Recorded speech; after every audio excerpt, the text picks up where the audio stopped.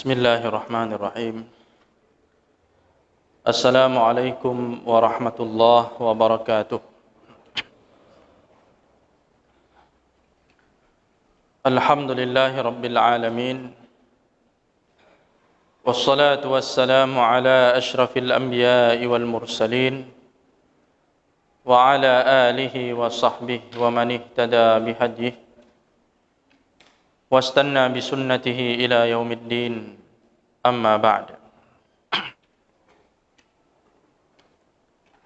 Hadirin kaum muslimin wal muslimat, jamaah maghrib yang dirahmati Allah Subhanahu wa taala. Alhamdulillah, kita kembali dipertemukan oleh Allah Subhanahu wa taala di majelis yang mulia ini sambil berniat i'tikaf, sama-sama kita mengikuti pengajian sirah masih berkaitan dengan syama'il Rasulullah sallallahu alaihi wasallam.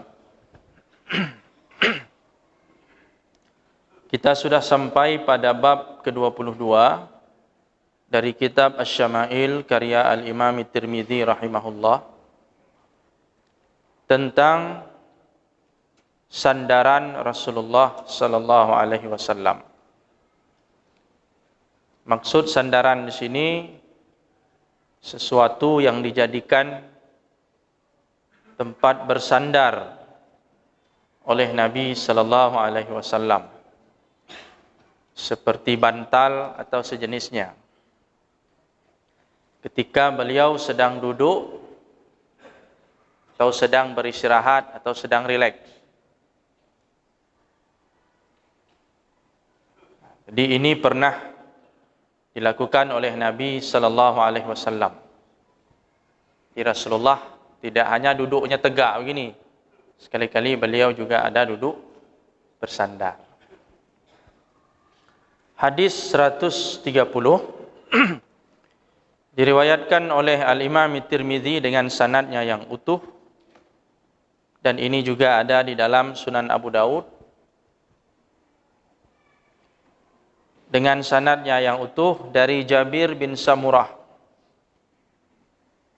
salah seorang sahabat Nabi sallallahu alaihi wasallam, bercerita,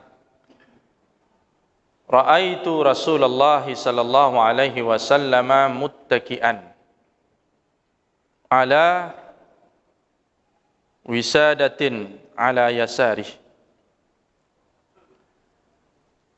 Jabir ibn Samurah berkata, aku melihat Rasulullah sallallahu alaihi wasallam duduk miring ke kiri sambil bersandar pada sebuah bantal. Di Rasulullah dalam riwayat ini terlihat oleh sahabatnya, oleh Jabir, Nabi sedang duduk miring. Miringnya ke kiri, berarti yang mengarah ke tanah itu adalah, atau ke lantai adalah lambung kirinya, sambil bersandar di sebuah bantal. Jadi disebut oleh para ulama, kadang-kadang Rasulullah sallallahu alaihi wasallam duduk miringnya ke kanan, kadang-kadang ke kiri. Jadi tidak ada masalah, tidak ada persoalan, karena kedua-duanya pernah dilakukan oleh Nabi sallallahu alaihi wasallam. Dan duduk yang seperti ini terkadang kita perlukan untuk membuat badan lebih rileks, lebih santai, ya, dalam kondisi istirahat. Jadi Rasulullah sallallahu alaihi wasallam itu membawa agama ini dengan ajarannya yang mudah. Bu'istu, kata Nabi, bu'istu bil hanifiyati samhah. Rasulullah sallallahu alaihi wasallam diutus dengan membawa syariat, membawa agama yang penuh dengan toleransi, banyak kemudahan-kemudahan. Jadi yang namanya orang Islam itu tidak harus duduknya tegak begini saja. Dia ada saat-saat dia santai, dia rileks. Bahkan pernah Disebutkan dalam sebuah hadis riwayat, suatu hari Rasulullah sedang duduk santai dengan Abu Bakar dengan Umar. Duduk santai di rumahnya, di rumah Aisyah. Tiba-tiba datang Abu Bakar Siddiq ke rumah itu. Rasulullah tidak merubah posisi duduknya. Datang tamu, Abu Bakar ini sahabat karibnya. Nabi tetap dengan posisi duduk santainya itu. Kemudian datang Umar. Nabi juga tidak merubah posisi duduknya. Tiba-tiba datang Utsman. Ketika datang Utsman, baru Nabi merubah posisi duduknya. Kalau tadi duduk bersandar atau duduk santai, tiba-tiba Nabi memperbaiki duduknya dan memperbaiki pakaiannya. Sepertinya ada yang istimewa yang datang, Utsman bin Affan radhiyallahu anhu. Setelah perbincangan para sahabat itu selesai, Aisyah penasaran, dia tanya, kenapa Rasulullah tadi ketika Abu Bakar datang duduknya santai saja, tidak ada yang berubah. Ketika Umar datang pun demikian, tapi tiba-tiba ketika yang datang Utsman, Rasulullah memperbaiki duduknya dan memperbaiki pakaiannya. Ya, jadi Rasulullah malu dengan Utsman bin Affan. Kenapa begitu? Karena Nabi mengatakan, tidakkah aku malu kepada orang yang malaikat saja malu kepadanya. Jadi malaikat saja malu kepada Utsman bin Affan ini. Ini salah satu fadilah manaqib dari sahabat yang mulia Utsman bin Affan radhiyallahu anhu. Malaikat malu kepadanya. Karena memang Utsman ini seorang sahabat yang sangat pemalu. Di malaikat menghormati dia, memuliakan dia. Rasulullah pun duduknya pun dia perbaiki karena yang datang ini adalah Utsman radhiyallahu anhu. Jadi Rasulullah mengajarkan kepada kita ada saat-saatnya kita bersantai. Tidak salah. Ya. Islam ini agama yang sangat memperhatikan aspek-aspek seperti itu. Hanif, agama yang hanifiyah, agama yang lurus, agama yang mudah, agama yang penuh dengan toleransi dan sebagainya. Allah mudahkan agama ini supaya kita termotivasi untuk tetap berada di atas agama yang mudah ini. Kaum muslimin yang dirahmati Allah Subhanahu wa taala, kita lanjutkan hadis 131. Diriwayatkan oleh Al-Imam Tirmidzi dengan sanadnya dari Abu Bakrah. Ini bukan Abu Bakar ya, Abu Bakrah lain ya. Bukan Abu Bakar tapi Abu Bakrah. Hadis ini ada dalam Sahih Al-Bukhari dan Muslim. Hadisnya sahih.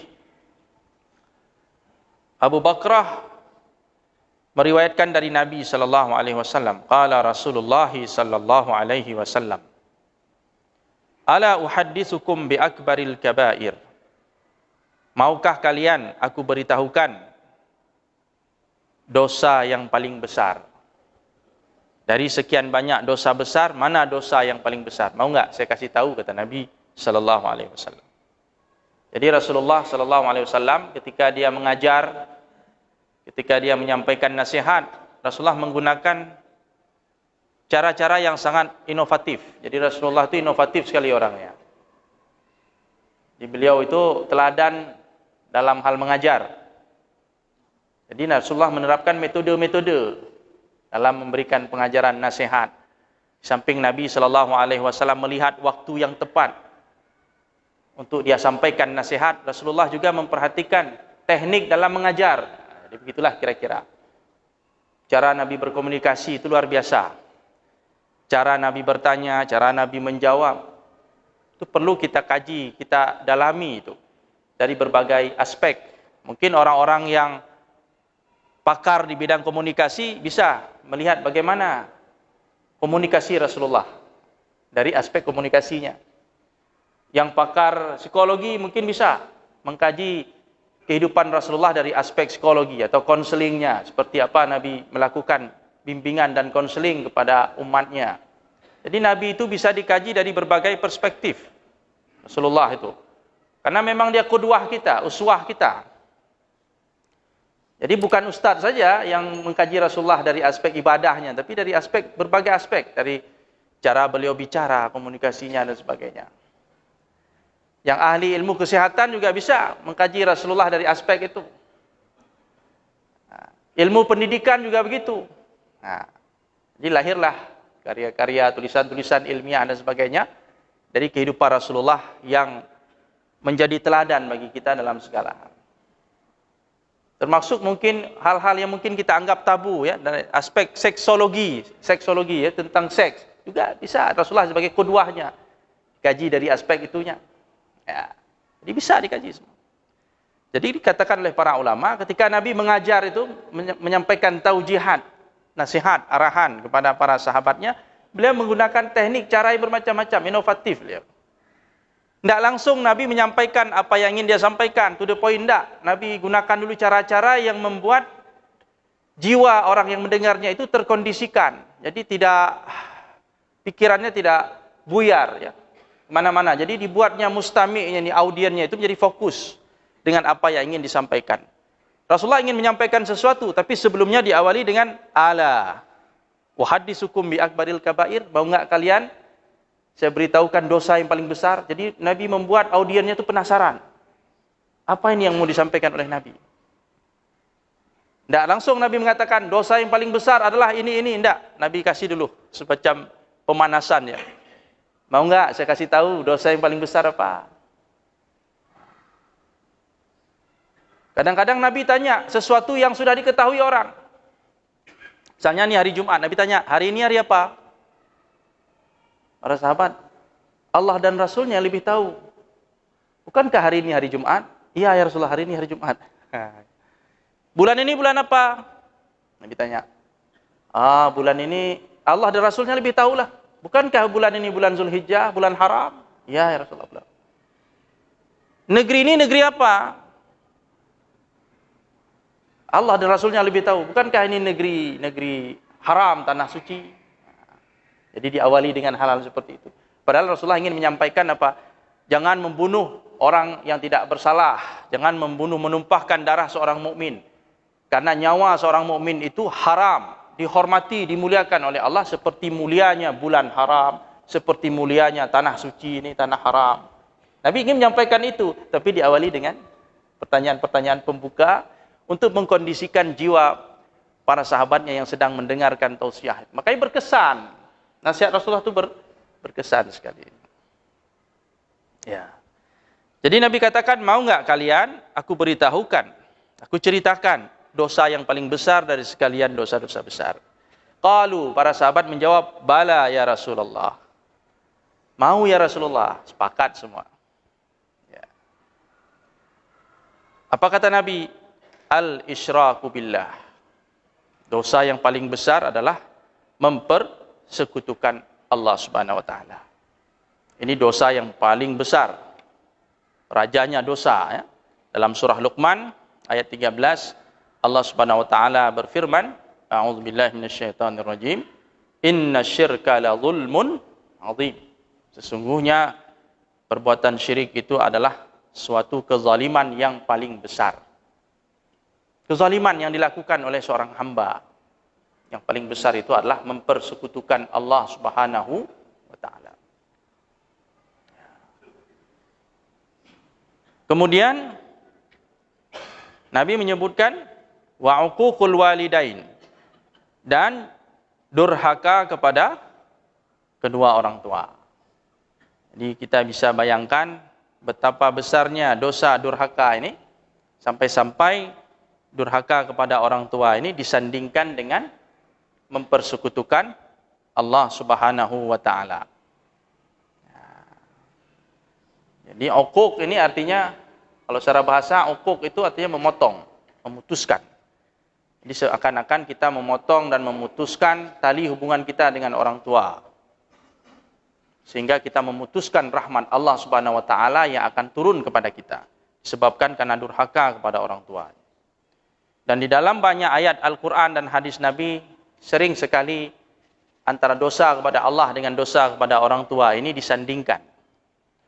Dalam surah Al-Isra ayat 23, nanti silakan Bapak Ibu mentadaburinya.